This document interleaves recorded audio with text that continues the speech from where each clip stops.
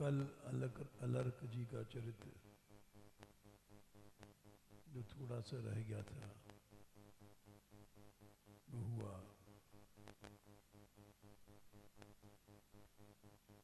आगे दूसरा छप्पे 12वां शुरू हो रहा है। तिन चरण धूरी मो सिर भूरी सिर, जे जे हरि माया तरे। जो जो लोग भगवान की माया पार कर गए उनके चरण की धूल हमारे सिर पर भूरी मने अधिक पड़े। रिभु इक्ष्वाकु रुएल गाधि रघु, रह गए शुचि शतधन्वा।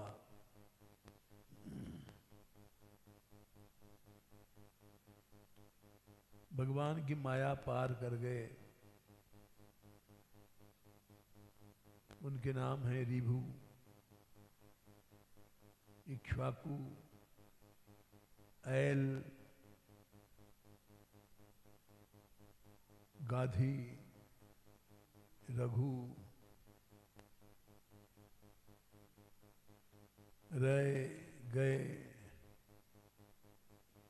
शतधन्वा।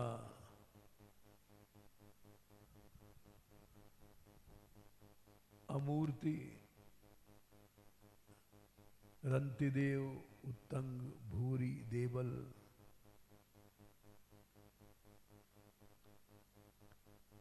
भूरी माने भूरी शर्वा, देवल वैवस्वत मनु, नहुष ययाति, दिलीप, पुरुजी, यदुजी, गुह, मानधाता,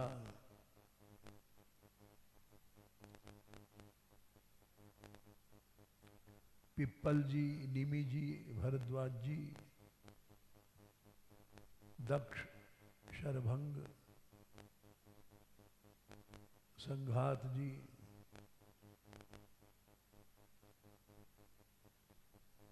संजय, शमीक, उत्तानपाद, याज्ञवल्क, जस जग भरे, तिन चरण धूरि मो भूरि सिर, जे जे हरि माया तरे।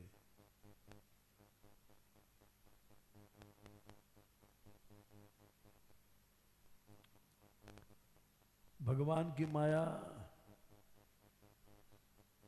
कोई पार नहीं जा सकता।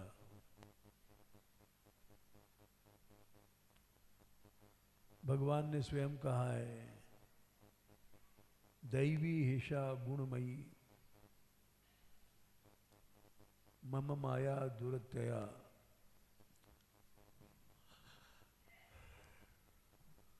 मामे विजय प्रपद्यंतम माया ताम तरंति ते। ये माया हमारी गुणमयी, त्रिगुणमयी है। दुरत्य, इसको पार करना कठिन है।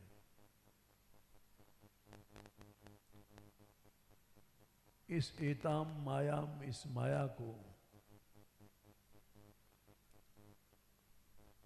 ये प्रपद्यन्ते, जो मेरी शरण में आ जाते हैं वही इस माया के पार जाते हैं।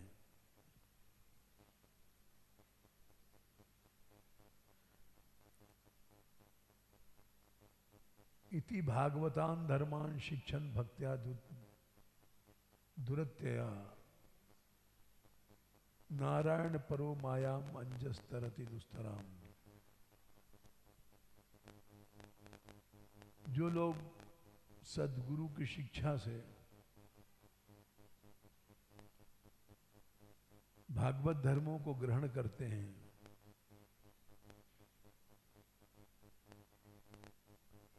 और उनको भगवत प्रेम की प्राप्ति होती है,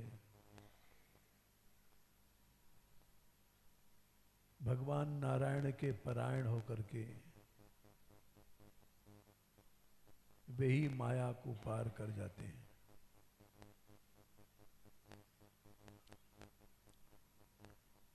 पहला नाम रिभु जी का है। ये ब्रह्मा जी के मानस पुत्र हैं। मानस पुत्र माने मन से उत्पन्न है, मैथुनी सृष्टि से नहीं। और निवृत्ति परायण है, ग्रस्त नहीं है।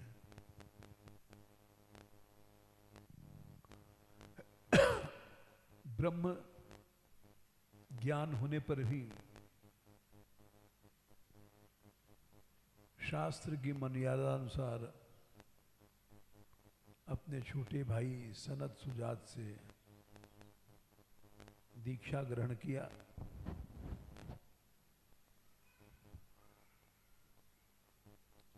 और इनके शिष्य निदाघ थे, उनको इन्होंने तत्व ज्ञान दिया।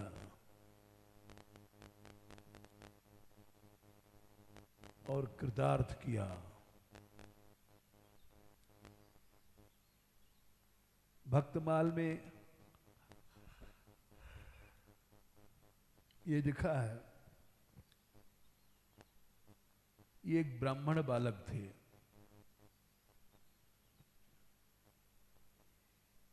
इन्होंने शंकर भगवान की आराधना किया बचपन में।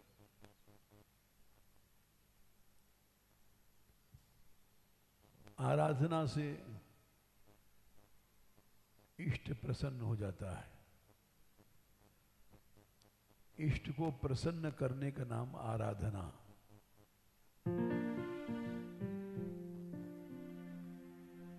आसमन्तात् राधयति इति आराधना।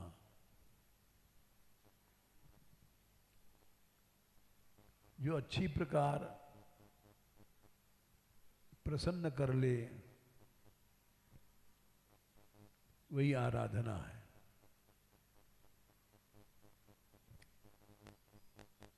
शिव जी प्रकट हो, बोले मांगो क्या मांगते हो।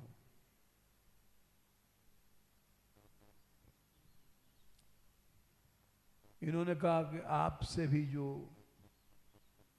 बड़ा हो परम पुरुष, मैं उसका दर्शन करना चाहता हूं।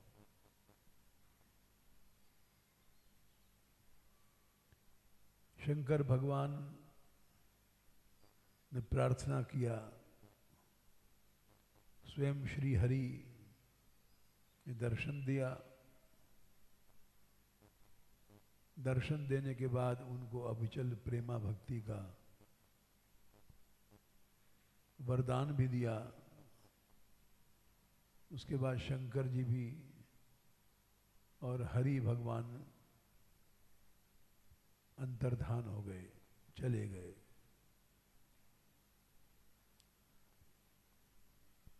इक्ष्वाकु का भी नाम है। ब्रह्मा के पुत्र मरीचि, मरीचि के कश्यप,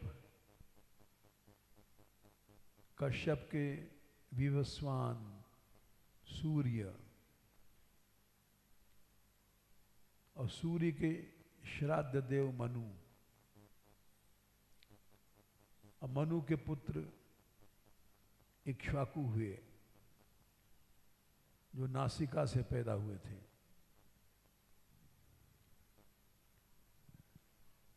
ये अयोध्या के पहले राजा थे।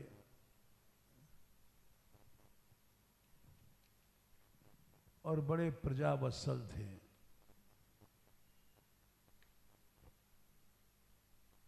भगवान ने गीता में इनका नाम दिया 4थे अध्याय में, इमं विवस्वते योगम प्रोक्तवान अहम अव्यम। मैंने ये ज्ञान विवस्वान सूर्य को दिया और सूर्य ने मनु को दिया। मनुर्क्ष्वाकवे ब्रवीत, मनु ने इक्ष्वाकु को ये ज्ञान दिया।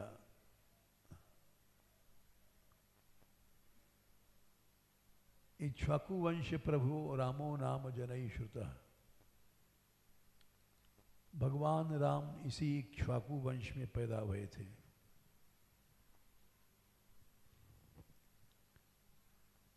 इस तरह से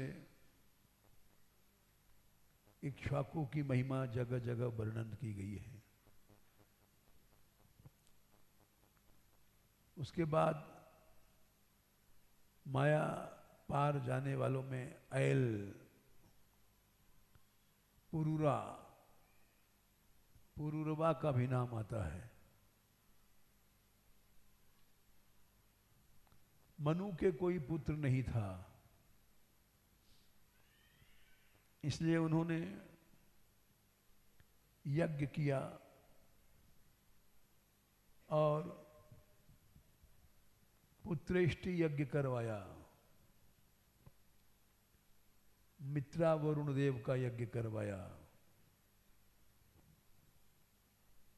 मनु की स्त्री थी श्रद्धा, उन्होंने, उनकी इच्छा थी हमारे लड़की पैदा हो गए।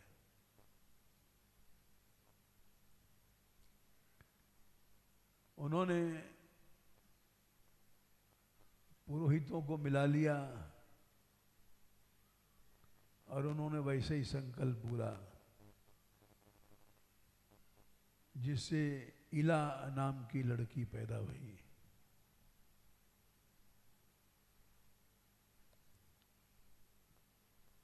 वशिष्ठ जी ने भगवान की प्रार्थना से कन्या को पुत्र बना दिया, जिसका नाम सुद्युम्न हुआ। आराधना से सब कुछ संभव होता है। एक बार सुद्युम्न जी शिकार खेलने के लिए एक वन में गए, जहां जाते मान स्त्री बन गए। उनका फिर इला नाम पड़ गया। इला बड़ी सुंदरी थी। चंद्रमा का बेटा बुध घूम रहा था, उसने इला को देखा और काम मोहित हो गया। उस वन में शिव जी का शाप था, पुरुष कोई नहीं आएगा, आएगा तो स्त्री बन जाएगा।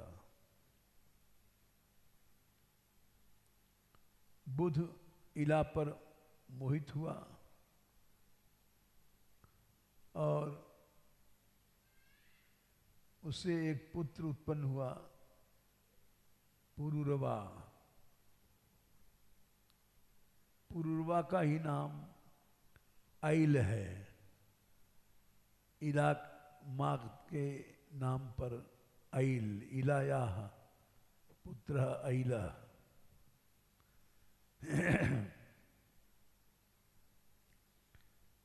फिर वो वशिष्ठ जी से प्रार्थना किया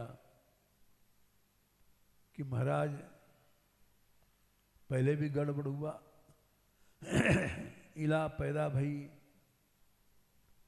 आपने अपनी आराधना से उसको लड़का बनाया, वो लड़का फिर लड़की बन गया, लड़की बन गया और पुत्र उत्पन्न किया। तो इसलिए आप ही संभालिए।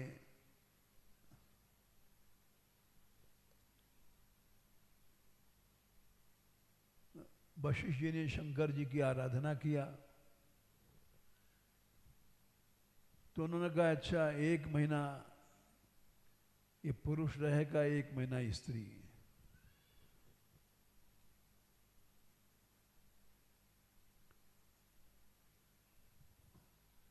लेकिन उर्वशी पुरुरवा पर मोहित हो गई थी।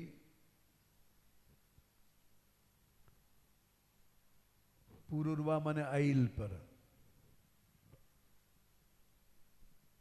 और उससे संपर्क हुआ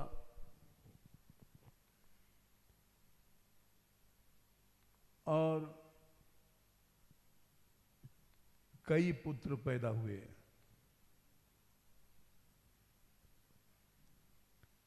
शाप के कारण वो स्त्री बन गई थी स्वर्ग से आकर के। उसके बाद इंद्रलोक चली गई। अब पुरुरवा को उर्वशी के जाने के बाद उर्वशी का विरह सताया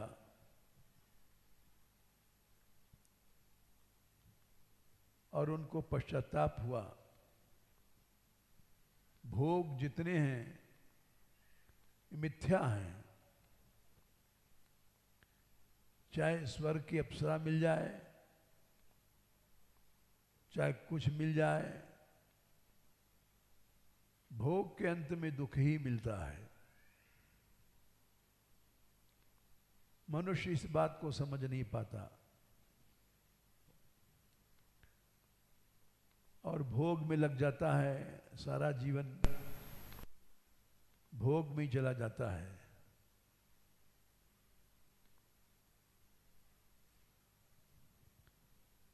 इन्होंने भोगों को छोड़ दिया और स्वरूप ज्ञान की प्राप्ति हुई। ये राजर्षि बन गए।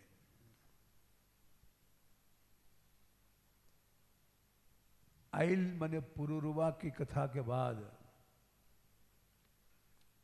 गाधी जी का नाम आता है। ब्रह्मा के पुत्र थे कुश और कुश के पुत्र थे कुशनाभ। कुशनाभ ने पुत्रेष्टि यज्ञ किया, उसमें गाधी नाम का पुत्र प्राप्त हुआ। गाधी जी कान्यकुब्ज देश के राजा थे।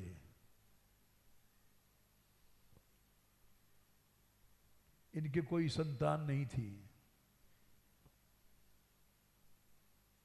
इसलिए इन्होंने सोम याग किया। उससे एक लड़की पैदा हुई, उसका नाम सत्यवती थी।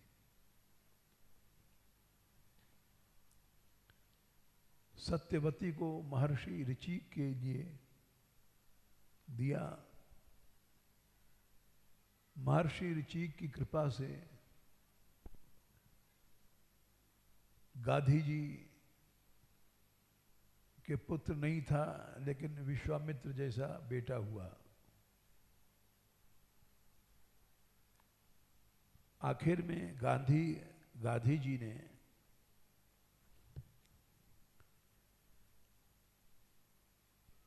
अपने पुत्र विश्वामित्र को राज्य दे करके और जंगल चले गए।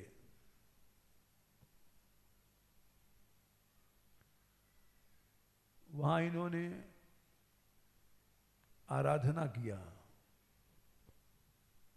प्राचीन काल में लोगों की 100 साल की उम्र होती थी,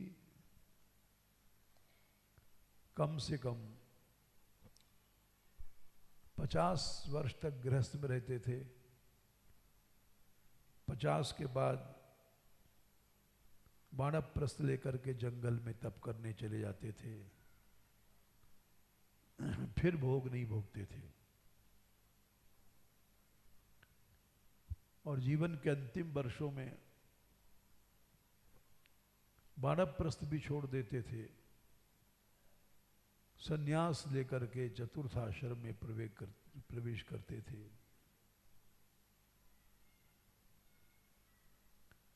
इसलिए गांधी जी ने विश्वामित्र को राज्य दे करके और ये जंगल चले गए।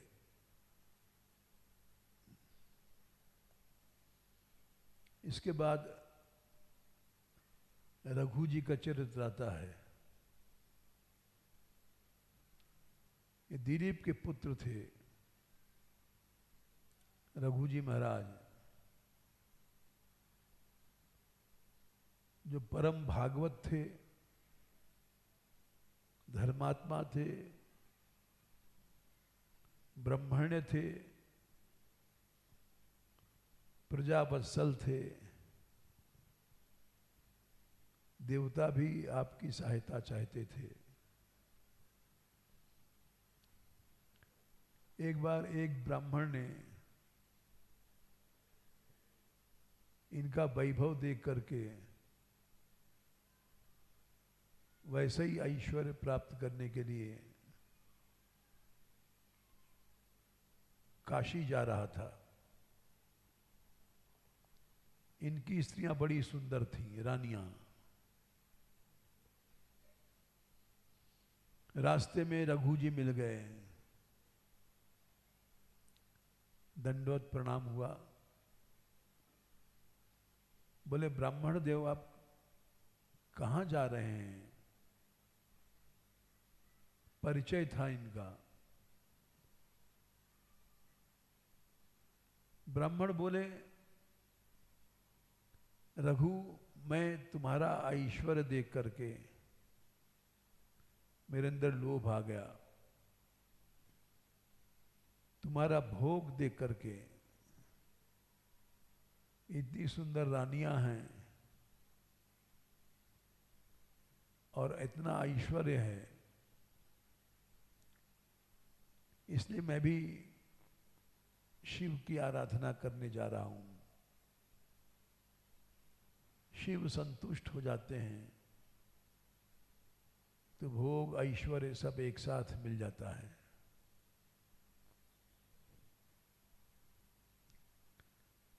रघु जी बोले बस इसी के लिए आप जंगल जा रहे हैं? बोले हाँ, वो तो मैं आपको यहीं दे दूंगा।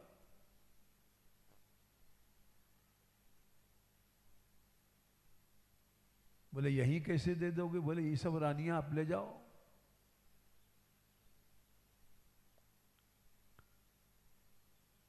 और रघु जी ने अपनी रानियों को ब्राह्मण की सेवा में समर्पण करके वन में चले गए।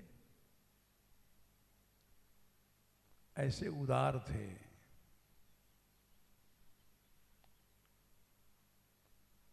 ये जब वन में चले गए तो उनको वहां एक फल मिला जिसके खाने से बूढ़ा आदमी जवान हो जाता है।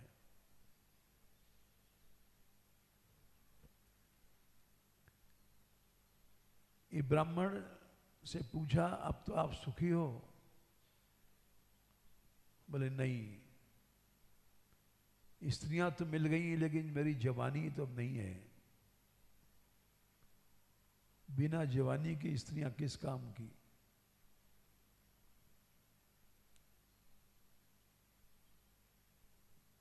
उन्होंने वो फल दे दिया ब्राह्मण को, तुम इस फल को खाओ, जवान बन जाओगे और तुम्हारे में भोग की शक्ति आ जाएगी।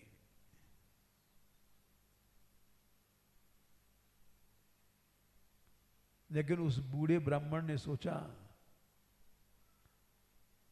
ये जहर है, इसने दे तो दिया अपनी स्त्रियों को,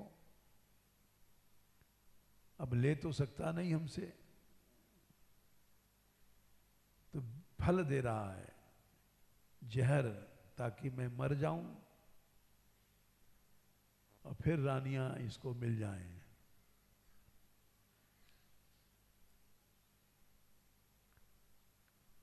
उसने क्या किया, उस फल को विष समझ करके फेंक दिया। एक दूसरा व्यक्ति जो बूढ़ा था, उसको श्रद्धा थी बहुत कि रघु जी झूठ नहीं बोल सकते, उसने उस फल को खा लिया और जवान हो गया।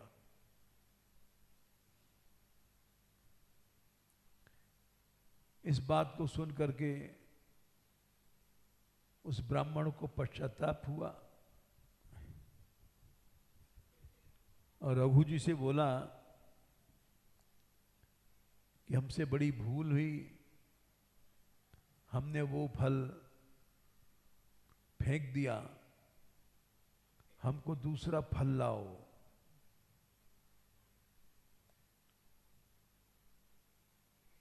रघु जी बोले भाई वो फल तो भगवान ने दिया था,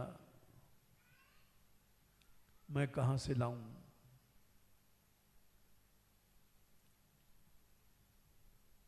रघु जी ने भगवान से प्रार्थना किया, एक फल आप और दे दो।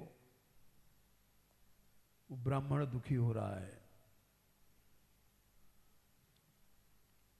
भगवान बोले कि ये फल तो तुम्हारे पुण्य रूपी बगीचे का था,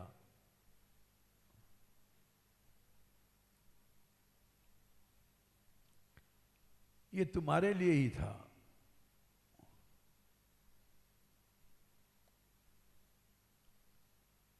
अर्थात उत्तम भोग भी सबको नहीं मिलता है, भगवत प्रदत्त होता है।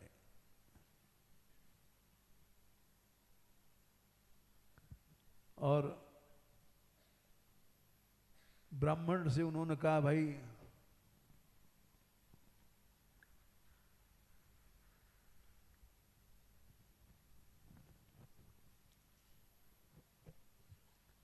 वो फल तुमको नहीं मिलेगा। वो बोले ब्राह्मण कि तुम हमको फल ला के नहीं दोगे तो मैं आत्महत्या कर लूंगा।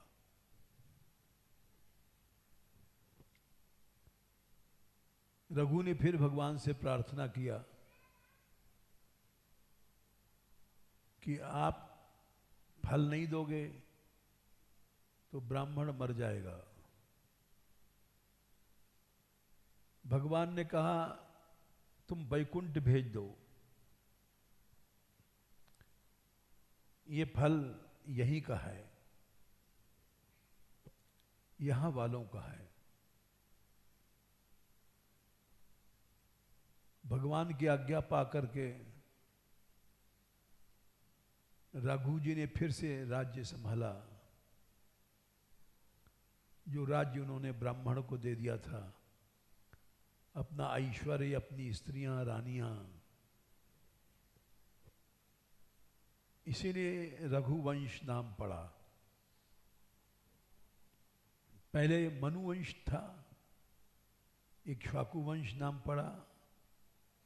जैसे जैसे राजा बदलते जाते थे, प्रतापी राजा कोई आया तो उसके नाम से उस वंश का नाम पड़ता था। लेकिन राम वंश नाम नहीं पड़ा, क्योंकि राम ने अपनी स्त्री सीता के पीछे रावण का वध किया, और रघु ने अपनी स्त्रियों को दान कर दिया ब्राह्मणों को। तो रघु के अंदर जो प्रताप माना गया वो राम के अंदर नहीं। स्त्री माया से मन हट जाए वो भगवान को जीत लेता है। भागवत में लिखा है, जह्याद यदर्थे स्वप्राणान हन्याद वा पितरम गुरुम। मनुष्य स्त्री के पीछे अपने प्राणों को छोड़ देता है। हन्याद वा पितरम गुरु, पिता और गुरु की हत्या कर देता है स्त्री माया के पीछे। जयाद यदर्थे स्वप्राणान हन्याद वा पितरम गुरुम। उस स्त्री में स्वत्वम, मेरापन जो छोड़ देता है वो भगवान को जीत लेता है। चंद्रमा ने गुरु वशिष्ठ की, बृहस्पति की स्त्री तारा को छीन लिया था। सुंदर तो था ही, फंसा करके गुरु के साथ विश्वासघात किया।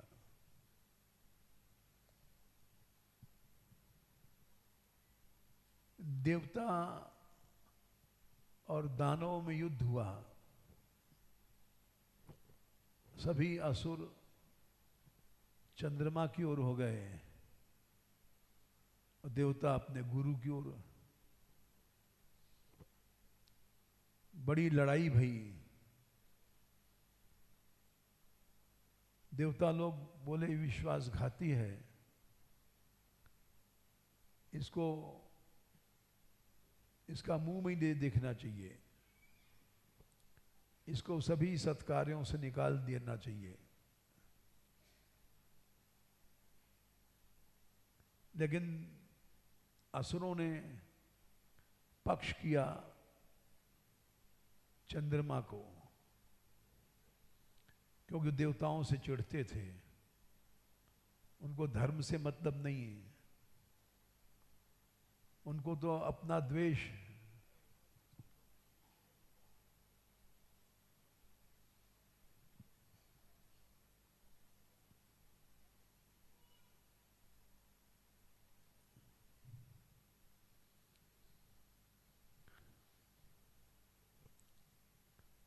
उनको द्वेष निकालना था।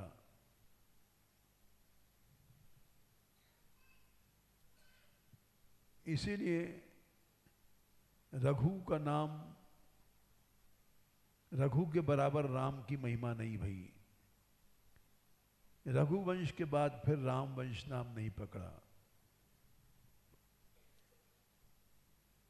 राम ने अपनी स्त्री के पीछे ब्राह्मण रावण का वध किया, रघु ने अपनी स्त्रियों को दान दे दिया।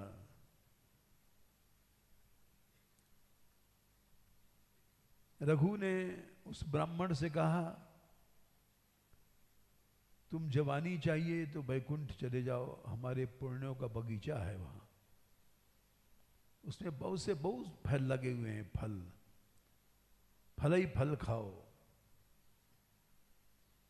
बैकुंठ भेज दिया और भगवान की आज्ञा से फिर से उन्होंने राज्य संभाला। लेकिन रघु जी त्यागी थे। जो त्यागी होता है वो उसका स्वरूप त्यागमय ही रहता है। वो गिर भी जाता है तो उठ जाता है, उसकी त्याग की वृत्ति नहीं जाती है। जो रहीम उत्तम प्रकृति का करि सकै कुसंग, चंदन विष व्यापत नहीं लपटे रहत भुजंग। महापुरुष लोग अगर गिर भी जाते हैं तो उनका गिरना हम लोगों जैसा नहीं होता। सकृत कंदुक पातेन पतत्यार्यः पतन्नपि तथा पतस्तु पतति मूर्खस्तु मृत पिंड पतनम यथा। गेंद गिरती है और तुरंत उछल जाती है, उठ जाती है, और मिट्टी का कीचड़ का लौंदा गिरता है, फच वहीं चिपक जाता है, उठ नहीं पाता। तो महापुरुषों का गिरना तो गेंद की तरह होता है। गेंद गिरी, उठ गई। और जो मूर्ख हैं हम लोग, वो गिरते हैं तो कीचड़ के लौंदे की तरह उठेंगे नहीं, वहीं चिपक जाएंगे, सारा जीवन वहीं समाप्त हो जाएगा। ये इसलिए हम कह रहे हैं कि रघु को भगवान ने फिर से भेजा और वो फिर आए, राज्य किया उन्होंने। लेकिन विश्वजित नाम का यज्ञ किया जिसमें सारी की सारी सब दान दे दिया। पहले भी दानी थे, अपनी स्त्रियों को दान दे दिया, और इतनी सुंदर थी कि रघु जा रहे थे तपस्या करने, शिव की आराधना करने। इतनी सुंदर स्त्रियां, रानियां थीं। रघु ने कहा क्यों जाते हो, हमसे यहीं ले लो स्त्रियां, ये कितनी भी सुंदर हैं तो हाड़ मास की, मेरी आसक्ति नहीं है इनमें, मैं तुमको यहीं समर्पित करता हूं। सारी रानियां दे दिया उन्होंने। तो वो तस्याम स्वत्तम स्त्रियाम जहयाद, जिस स्त्री के पीछे मनुष्य अपने गुरु को मार देता है, विश्वासघात करता है, अपने पिता को मार देता है, उस स्त्री में जिसने मैंपना छोड़ दिया, मेरापन, वो भगवान को जीत लेता है। भगवान ने स्वयं अम्बरीश से कहा, मैं ऐसे भक्त को नहीं छोड़ सकता। ये दारागार पुत्रप्तान प्राणान वित्तमिमं परम। दारा माने स्त्री, स्त्री आसक्ति जिसने छोड़ दिया मेरे कारण से, पुत्र बेटा बेटी की आसक्ति, आप्त माता पिता की आसक्ति, सब छोड़ करके जो मेरी शरण में आया, मैं उसका ऋणी रहता हूं। हम लोग चार आना नहीं छोड़ पाते। स्त्री तो बड़ी चीज है, धन संपत्ति बड़ी चीज है, लेकिन महापुरुष लोग सब कुछ छोड़ देते हैं, एक क्षण में छोड़ देते हैं। क्यों? पश्यानिशम क्षणभंगनिष्ठम। इस संसार को देखते रहते हैं वे कि अभी नष्ट होने वाला है, अभी नष्ट होने वाला है, इसमें क्या हम आसक्ति करें। तो उन्होंने यज्ञ किया, सब कुछ ब्राह्मणों को दे दिया और स्वयं जंगल में चले गए। पहले भी चले गए थे, रानियां सब दे दिया उन्होंने ब्राह्मण को, और इस बार भी चले गए। उधर एक बरतंतु नाम के ऋषि थे, उनका शिष्य कौस था, बड़ा गुरु भक्त था। उसको उन्होंने खूब पढ़ाया, सारी विद्या पढ़ाने के बाद प्रसन्न हो गया गुरु। बोले जाओ बेटा, हमारे पास 14 विद्याएं थी, हमने सब विद्या तुमको दे दिया।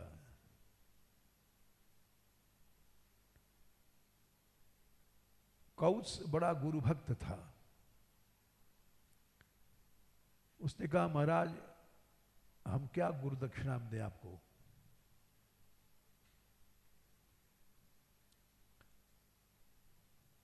गुरुदेव बोले कि तुम्हारे प्रेम से ही हम प्रसन्न हैं। हमने मान लिया तुम अपना प्राण भी दे सकते हो। गुरुदेव बोले ये सारा शरीर, तन मन धन ये सब आपका है। बोले हम इसी में संतुष्ट हैं। महापुरुष लोग भूखे नहीं होते हैं। शिष्य को ऐसा चाहिए, गुरु को सर्वस्व दे। गुरु को ऐसा चाहिए शिष्य का कुछ नहीं ले। सनत कुमार ने जो पृथु के गुरु बने थे, तो पृथु ने कहा कि महाराज आपने जो ज्ञान दिया हमको, वो उसके लिए हम आपको क्या दक्षिणा दें।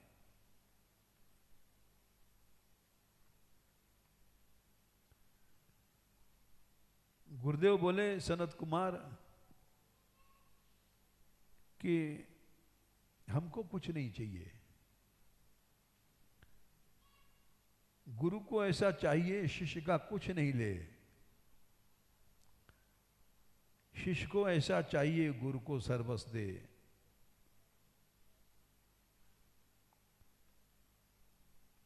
लेकिन फिर भी उन्होंने कहा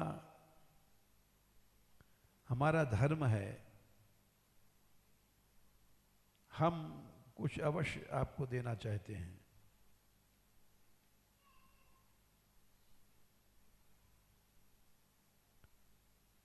उन्होंने कहा कि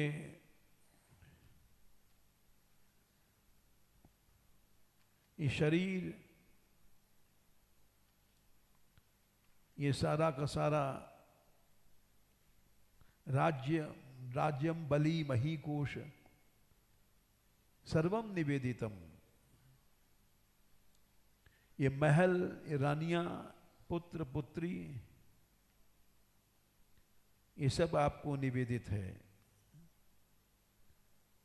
यहां तक कि साधुच्छिष्टम ही में सर्वम आत्मना स किम ददे।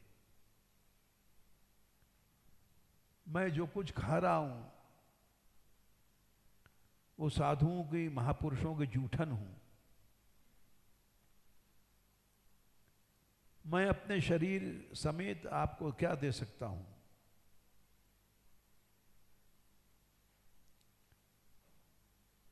गुरुदेव बोले, क्या बोले कि राजन स्वम एव ब्राह्मणो भुंक्ते स्वम वस्ते ददाति च। ब्राह्मण वही है जो अपना खाता है, किसी दूसरे के दिया नहीं खाता। अपना पहनता है, हमने उसकी तपस्या के कारण सब रिद्धि सिद्धि आती है। अपने ही तप के पुण्य से दान देता है। तस्यानुग्रहेण भुंजते क्षत्रियादय, उसके कृपा से ही सारा संसार भोजन करता है। तस्यैवानुग्रहेण अन्नम भुंजते क्षत्रियादय।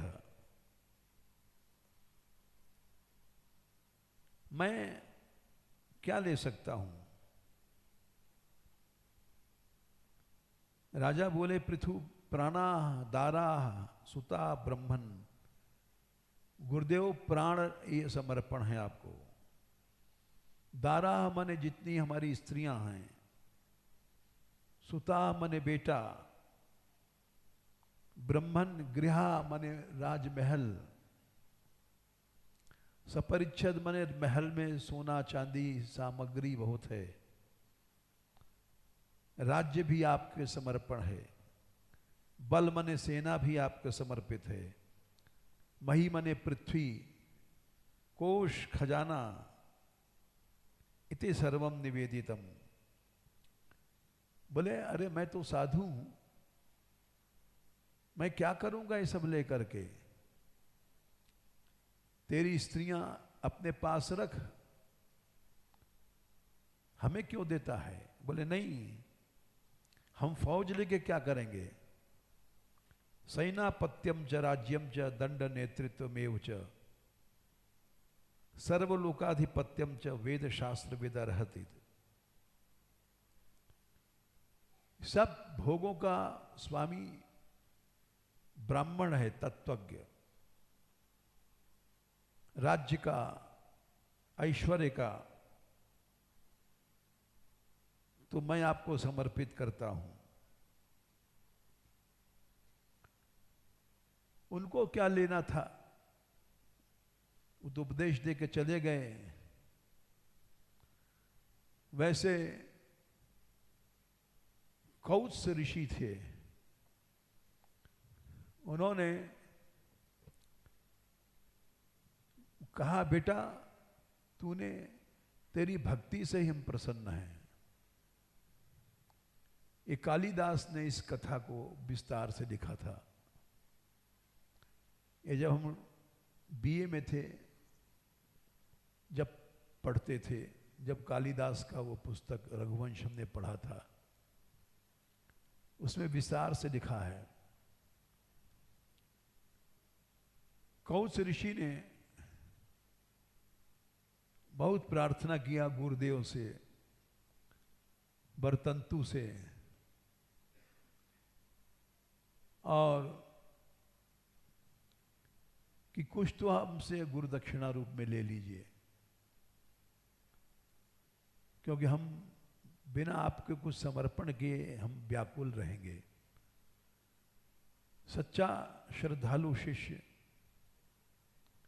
बिना दिए संतुष्ट नहीं रहता, सब कुछ दे देता है जब वो संतुष्ट होता है। बहुत जिद किया उन्होंने, आखिर में गुरुदेव नाराज हो गए। बोले तू मानता नहीं है, क्या देगा गुरु दक्षिणा तू मुझे। अब जब जिद करता है तो जा, 14 विद्याएं हमने पढ़ाई हैं, 14 करोड़ स्वर्ण मुद्रा ला करके दे। ये गुस्से में कहा उन्होंने।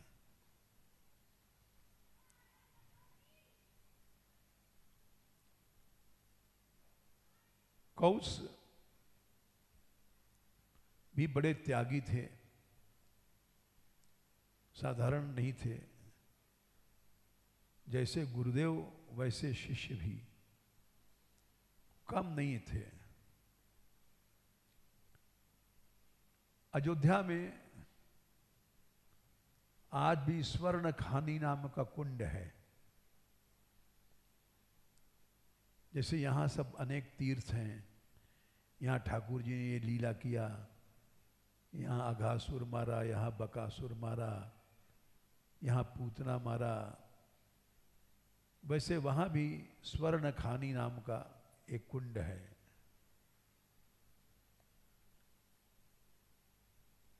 उसमें से सोना निकलता है। अब नहीं निकलता, जब निकलता था।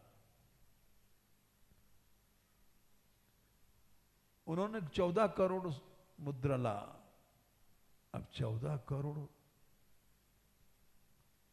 थोड़ी सी तो होती नहीं है कि 10-5 तोला लेकर के हम बना दें। 14 करोड़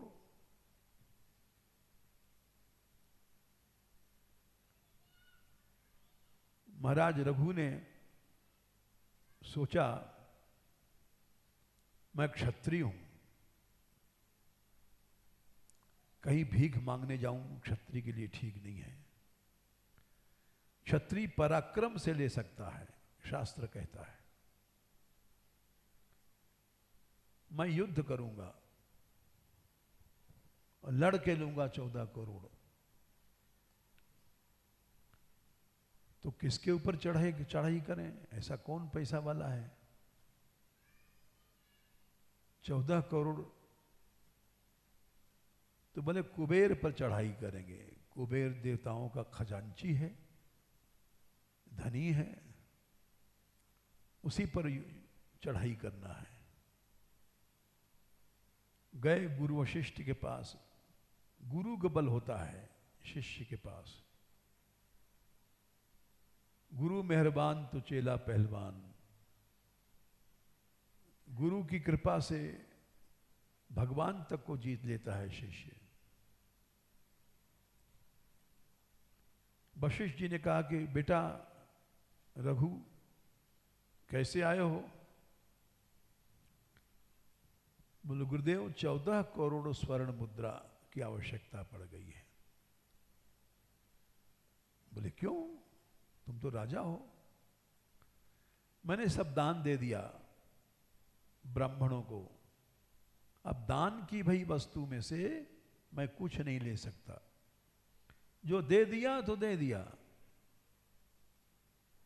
जैसे रघु ने अभी दे दिया तो दे दिया था।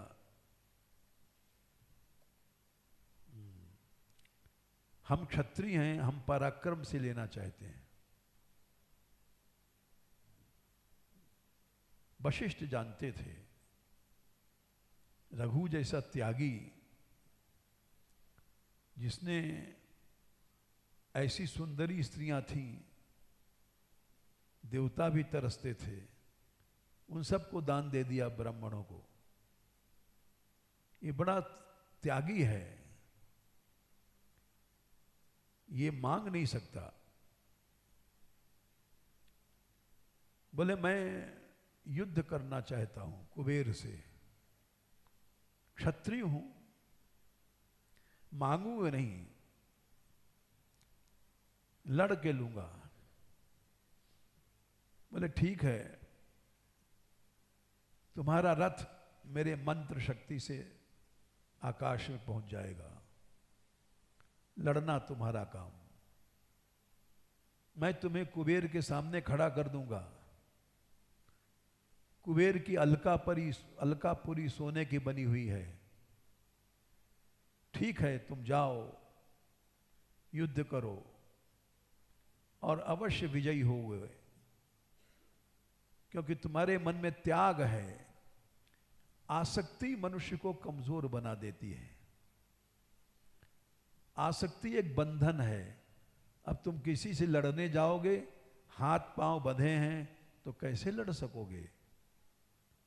हाथ बंधाओ, पांव, जेल में 10 नंबर के कैदी के हथकड़ी और बेड़ी पहनाई जाती है कि भाग नहीं सकता। हाथ भी बंधे हैं, पांव भी बंधे हैं,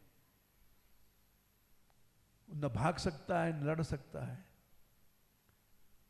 आसक्ति वाला बंधा रहता है, उसका मन ऊपर से माला फेरता रहता है, भीतर से हाय पैसा, हाय स्त्री सोचता रहता है। रघु जीतेगा। जाओ तुम कुबेर से लड़ के ले लो।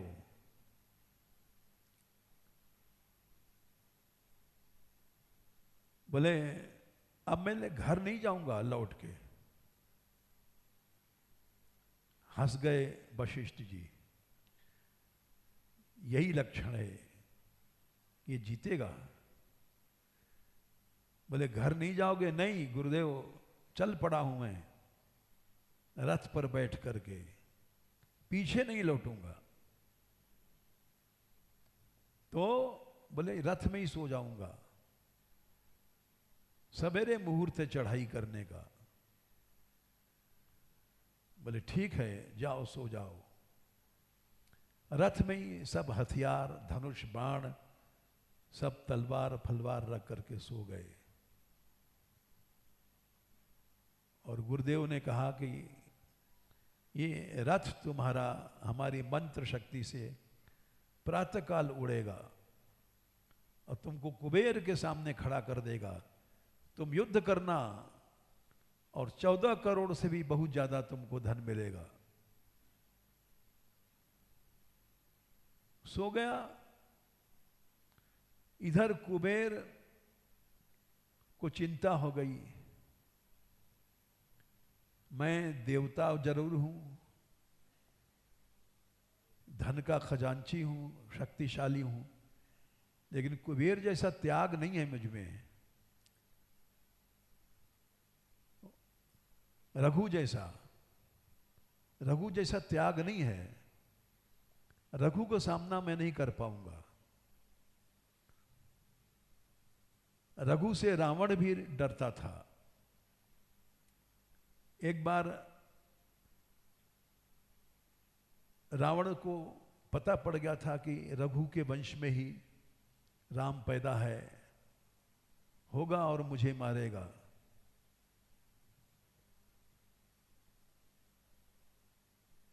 रावण ने क्या किया कि चुपचाप हमला कर दें, रघु को खत्म कर दें। रघु का पुत्र था अज का दशरथ, दशरथ का राम। तो चोरी से गया। रघु संध्या कर रहे थे और उनको पता पड़ गया कोई आ रहा है पीछे से। तो उन्होंने मंत्र पढ़ करके 7 सीकें फेंकी और छींटा दे करके। तो रावण को बड़ा आश्चर्य हुआ। बोले ये क्या? बोले ये इसलिए कि लंका जल रही थी, मैंने बुझा दिया। बोले अरे लंका जल रही थी? हाँ। कैसे? बोले तेरे पाप के कारण। लंका तो जलेगी, मनुष्य का पाप कई दिन तक उसको सुरक्षित रखेगा। एक दिन अवश्य उसका कर्म फल देता है। पाप हो पुण्य हो, एक दिन अवश्य बम फटता है। रावण वहां से भाग गया। इतने प्रतापी थे रघु जी।